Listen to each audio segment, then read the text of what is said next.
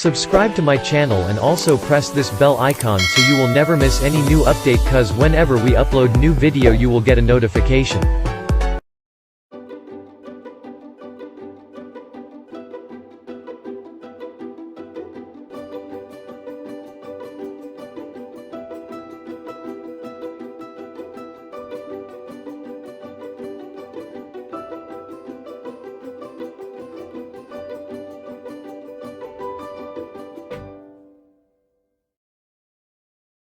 You know what? Though e-learning has been going on, I'm sure you have children at home, you have your grandchildren at home, and you've seen that the teachers have really risen up to the challenge. They've really worked hard, and the schools have immediately moved from the offline mode to the online mode of transaction. The poor quality of devices, the shortage of devices, as Rotarians, हमें पता है कि कितने government schools में कितने बच्चों को devices की shortage है, और Rotarians are coming forward and giving those devices to help out the children who have the shortage. कई बार ज़्यादा screen time can become counterproductive. And all parents actually may not be tech savvy. The parental controls may not be in place. There's going to be no one formula for everybody. Every school will have to ask itself कि मेरी क्या एक particular situation, particular issues हैं, and what are the things that I need to keep in mind, the questions that I need to ask to have the school ready, to have children back in school.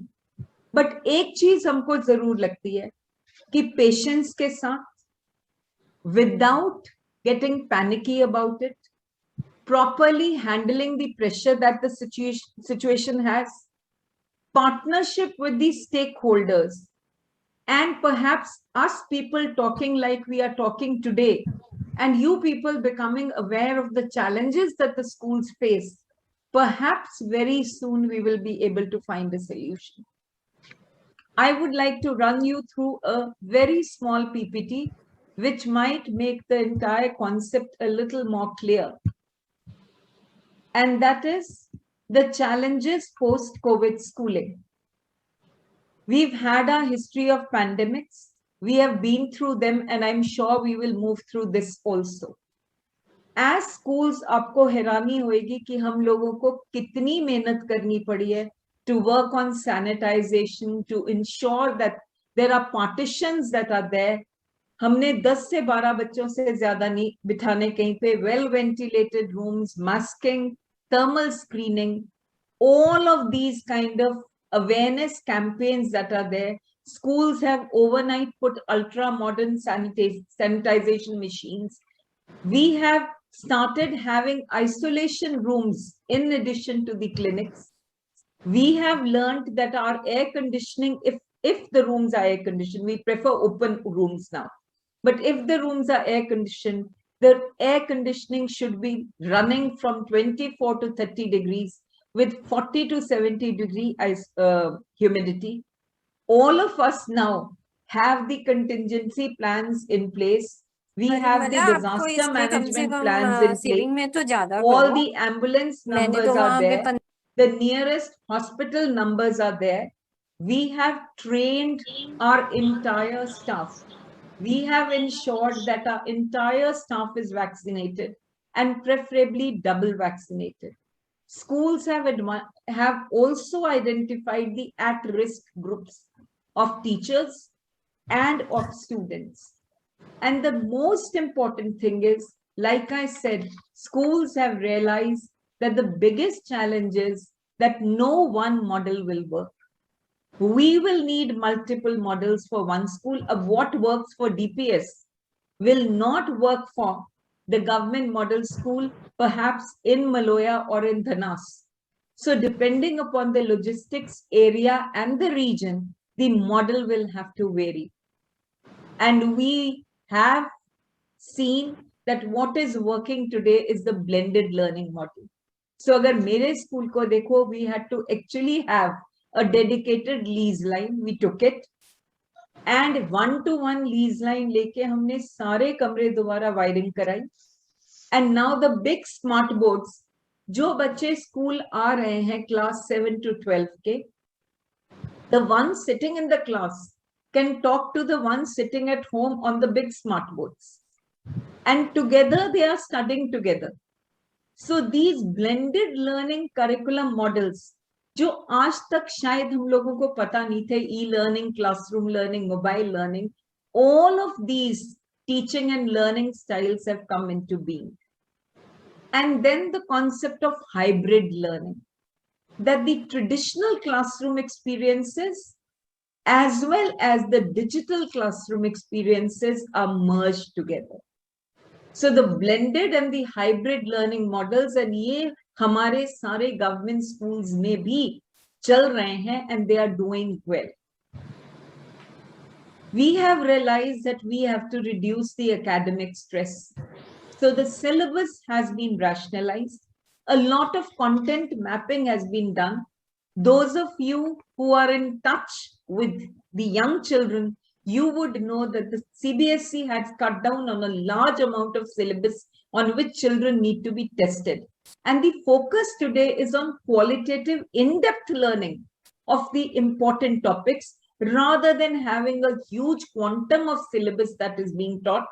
And उसके लिए एक conceptual understanding की जरूरत है, जिसके लिए ये जो teachers का अपना jargon होता है कि हम उसको art integrated करा सकते हैं, competency based करा सकते हैं, phenomena based करा सकते हैं, but basic इसका meaning ये है that our challenge is कि हमने बच्चों को पढ़ाना कम है, but ये ensure करना है कि उनको concept समझ आ जाए, so that the learning gaps are not there. If there is flexibility in teaching, if there is flexibility in attendance, because any child who comes to school, हम उसे कहते हैं consent form लेके आना parents से. And therefore, there are some parents who are willingly sending the children. There are some parents who are very hesitant in sending the children till the children are vaccinated. So ultimately, you have an online and an offline model going on where there's flexibility in attendance. If there's flexibility in attendance, there has to be a flexibility in testing as assessment also. So there's a change in the assessment pattern. Something that we never thought about. We used to have those long subjective testing that used to be there. Today, you have MCQs, you have OMR sheets, you have open-ended questions. बच्चा घर बैठ के भी textbook, open textbook test दे रहा है, तो we know कि वो उतनी चीटिंग नहीं कर पाएगा. So we had to go one step ahead of the children in this online testing, which has been a major challenge for us people. But मेरे हिसाब से something that concerns all of us, and a large number of you there would be parents of teenagers, of grown-up children. You would be grandparents of young children. And what we really need to focus on is the toll it has taken on the emotional and mental well-being of children. And I think ये सिर्फ बच्चों को नहीं है. We'd all realize that even as adults, we all have this fear psychosis.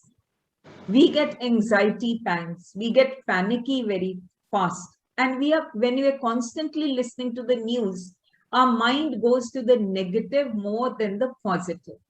And therefore, what we need to ensure is, we need to ensure that we are able to create a happy and aware environment. We are able to counsel children, we are able to counsel their parents for feeling of isolation, we are able to counsel the teachers for the anxiety, stress, and depression. And believe me, a large number of my energy has gone into this. We have to give them suggestions that they can be connected even while they are staying apart. We have to actually occupy them creatively. Focus on yoga, focus on meditation, fresh and nutritious food. And one thing that I'm very particular about is we all need to talk. And we need to be good listeners, and we need to give our children the platform to talk.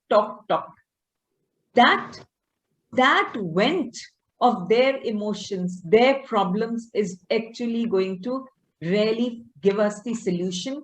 We have to provide them with lots of hugs, lots of empathy, and that is why I would say we have to focus on the adaptability quotient, the adversity quotient, and the happiness quotient. अभी तक हम 3 Qs पे focus करते थे, IQ, and then we started hearing about EQ, that is emotional quotient, and SQ, that is social quotient. But now we've added the adaptability AQ and the adversity AQ and the HQ, that is happiness quotient, by all of these measures. So I would say the challenges of schools are many. And the biggest challenge is we want children to come back. We have all schools have this infrastructure ready. Everything is ready to welcome children back. हमने पूरे schools में 6 feet के दूरी पे circles बनाए हुए हैं. Children are not allowed to intermix when they are coming to schools. But we wish that the parents have the confidence to send them to school. That is our biggest challenge. And that is a challenge that can only be taken care of when all of us in the society join hands and create that environment of trust. So what are the basic takeaway messages for this challenging period of post-COVID schooling? The first message is sharing is not caring. आज तक हम कहते थे sharing is caring. अब हम कहते हैं हर बच्चा अपनी बॉटल लेके आएगा, अपना वो लेके आएगा, कोई किसी से कुछ शेयर नहीं करेगा. Precaution is the only cure. 100% vaccination for all above the age of 18. Mandatory campus sanitization, social distancing, thermal scanning, masking, hand washing, contact tracing, a very important thing. When children come to school, we ensure कि वो एक fixed seat पे fixed roll number पे बैठते हैं. हम पूरी noting करके रखते हैं कि God forbid अगर कहीं हमें कुछ पता चले तो we should be able to inform the other children who were around that child. Surveillance and alertness, blended and hybrid learning, mental and emotional well-being. We would all realize, and we've all read history, humanity has passed through very tough phases. Whether it was the World War II or, like I said, the earlier pandemics. But life doesn't stop. It is just the new era that starts. तो end में मैं सिर्फ 2 लाइनें कहूंगी. कुछ सोचने, समझने, सीखने का मौका मिला है. कुछ सोचने, समझने, सीखने का मौका मिला है. कोरोना से बचकर जो अवसर मिला है, उस अवसर का पूरा फायदा उठाएंगे. Zoom, WhatsApp, WebEx और Google के संग हम अपनी सोच बढ़ाएंगे और इस नए नॉर्मल के आकार को भी साकार बनाएंगे. इस नए नॉर्मल के आकार को भी साकार बनाएंगे. So, like I said, the challenges of post-COVID schooling are so much that normally when I'm interacting with my principals or teachers pan-India, I'm discussing this with them for something like 1.5 hours. So keeping it very brief, I would only say the challenges are many, but let us take the post-COVID schooling in our normal stride as a new normal. And if we all do that, I think we will have a solution to the challenges. And here I rest my case. Thank you so much for being patient listeners. Thank you, Reema ma'am. We are encouraged very much, and I would request my members, in case you have some question, you can ask her. She'll be very delighted to reply all. Absolutely. Over to my members. Thank you, my very little concern is I am not being negative or not. I am not being anything. I just want to ask one question, ma'am. Like, supposingly 1 or 2 cases come in this scenario, the school, I hope, won't push the panic button and close, or what would be the step, ma'am, after that? See, like I said, for a school, it is very, very important to ensure that you keep a track of where your students are sitting. That's very important. That's something that we are noting, that in this particular classroom, these 12 or 15 students are sitting and we have their names noted down and we have the fixed seat system for them, so that God forbid if that one case comes, it is very easy to trace the contacts and ensure that these children go into quarantine rather than pushing the panic button for everybody, you know. And also, I also feel, why should we be very, very skeptical about these 1 or 2 cases coming only in schools? They have come in offices. And if they have come in offices, they have come in the corporate sector, they have come everywhere. We have taken it in our stride. So I think we are trying our level best, and God has been very kind. We've opened our schools with the government schools, though most of the private schools were quite hesitant. Some of them have still not opened. At this moment of time, my class 10 and 12, and it's a huge number of about 500 students are coming every day to write their half-yearly exam. We're taking all the precautions.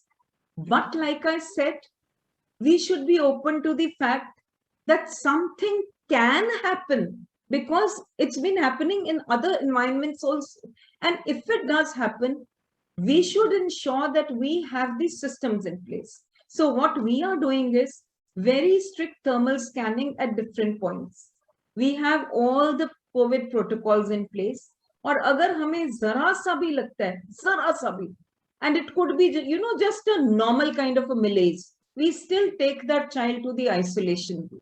And we've kept the isolation room separate from the clinic, because किसी बच्चे को पेट में दर्द हो रहा है तो वो clinic में जाएगा. But if we feel कि थोड़ा सा cold या कुछ हो रहा है, then we take the child to the isolation room. So those kind of, you know, systems have to come in place. Baki, I think the panic button, the school will not actually push the panic button. It is the parental support that we want at this moment, that the panic button is not pushed. Thank you, ma'am. That is right. Great. Any other question? Yes, President, I want to ask a question. Am I audible? Sure, sir. Proceed.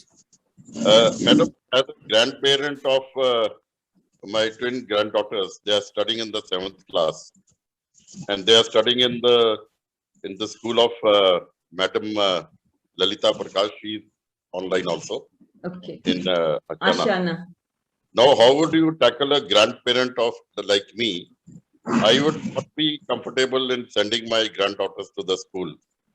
Do you have a hybrid system in which, when you open up the schools, if I want my granddaughters to attend the school maybe once a week and rest of the day or all the days they attend from the house online? Sir, we have reached the age and stage where I think this blended learning and hybrid learning model is here to stay. Even when things normalize, I have a strong feeling that this model is here to stay, and there will be those children who will not come to school all the 5 or 6 days, working days of a week. You know? You mean So hybrid will continue? Hybrid will continue. It will continue. Hybrid will continue, but even better model, which is a little difficult to implement, and most schools do not have the infrastructure, the kind that we've implemented. It's a blended learning model. So जब अगर आपके smart board पे teacher पढ़ा रही है, वो घर भी दिख रहा है, वो क्लासरूम में भी हो रहा है, और जो बच्चे घर बैठे हैं वो स्मार्ट बोर्ड से क्लासरूम वालों से बात कर सकते हैं और क्लासरूम वाले उनसे बात कर सकते हैं, that is the best model. But that is obviously, you know, in that case, there is no learning gap or no learning loss at all. But even a hybrid model is something that works very well. All that you need to do is, teachers need to be very clear about one thing, that this is a child who is coming for 2 days physically to school. So the 3 days that the child is attending online at home, or if the child is not attending online at home, because you have only one model that is working. So अगर 3 दिन बच्चा school नहीं आ रहा और घर से attend कर रहा और 2 दिन स्कूल आ रहा है, तो then there should be enough material provided to the child so that there is no learning loss, and the schools are keeping that in mind. Podcast आप बना के दे सकते हैं, आप बच्चे को हार्ड कॉपीज ऑफ मटेरियल दे सकते हैं, इंटरैक्टिव पीपीटीज दे सकते हैं, so that the child does not have any learning gap when the child comes back. Let us say the child came on Monday and then comes on Thursday, there should be no learning gap. These are things that have to be kept in mind. I would like to say that I am quite satisfied as a grandparent that for last 1.5 years, my granddaughters are studying online from home. And I could see that teachers are putting lot of effort. At the end of the day, we are all combined stakeholders.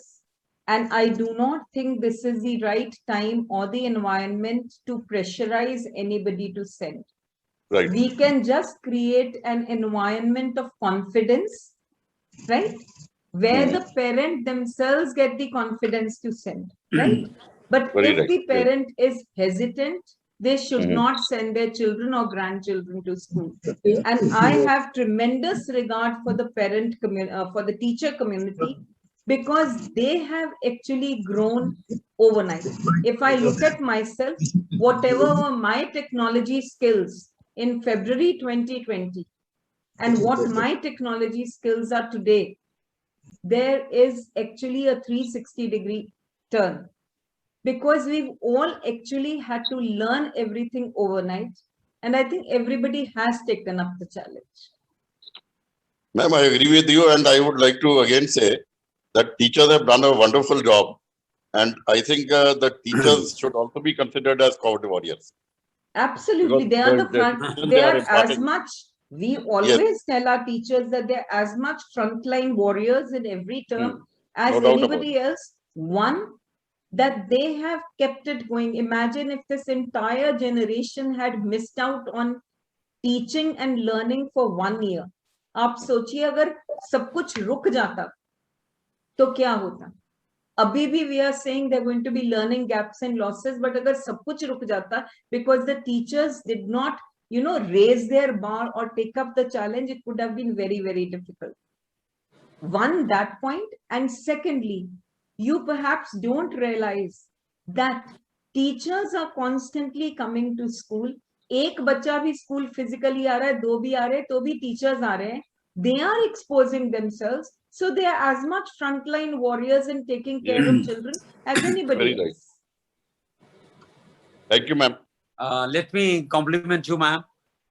Thank you for being our guest today.